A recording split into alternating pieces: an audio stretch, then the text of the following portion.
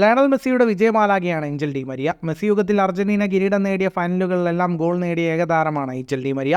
ഇതുകൊണ്ടാണ് മെസ്സിയുടെ വിജയമാലാക എന്ന് ഡി മരിയ അറിയപ്പെടുന്നത്. ദീർഘകാലമായി അർജന്റീൻ ടീമിൽ ഒരുമിച്ച് കളിക്കുന്നുണ്ടെങ്കിലും ക്ലബ് ഫുട്ബോളിൽ ഒറ്റ സീസണിലെ ഇരുവരും സഹതാരങ്ങളായിരുന്നിട്ടുള്ളൂ. ഫ്രഞ്ച് ക്ലബ് PSG-യിലാണ് ഡി മരിയയും മെസ്സിയും ഒരുമിച്ച് കളിച്ചിട്ടുള്ളത്. രണ്ടാം സീസണിൽ PSG ഡി മരിയയെ കൈവിട്ടു. ഇതോടെ താരത്തിന് യുവന്റസിലേക്ക് ചേക്കേറേണ്ടി വന്നു. ബാഴ്സലോണ വിട്ട് PSG-യിലെത്തിയ മെസ്സിക്കും പാരീസ് നല്ല അനുഭവങ്ങളല്ല നൽകിയത്. ഇതോടെ യൂറോപ്യൻ ക്ലബ് ഫുട്ബോൾ വിട്ട് മെസ്സി അമേരിക്കൻ ക്ലബ് ഇന്റർ മയാമിയിലേക്ക് ചേക്കേറി. മെസ്സിയുടെ വരവോടെ ഇന്റർ മയാമിയുടെ മാത്രമല്ല മേജർ ലീഗ് സോക്കറിന് തന്നെ തലവര മാറി. ജോർഡി ആൽബയും സെർജിയോ ബുസ്കറ്റ്സും ലൂയിസ് സുവാരസും മെസ്സിക്കൊപ്പം ഇന്റർ മയാമിയിലെത്തി.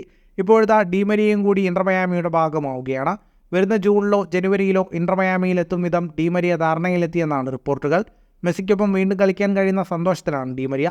സാമ്പത്തിക കാര്യങ്ങളിൽ ഡി മരിയയും ബെൻഫിക്കയും ധാരണയിലെത്തിയതിനാൽ ഔദ്യോഗിക പ്രഖ്യാപനം വൈകാതെ ഉണ്ടാവും.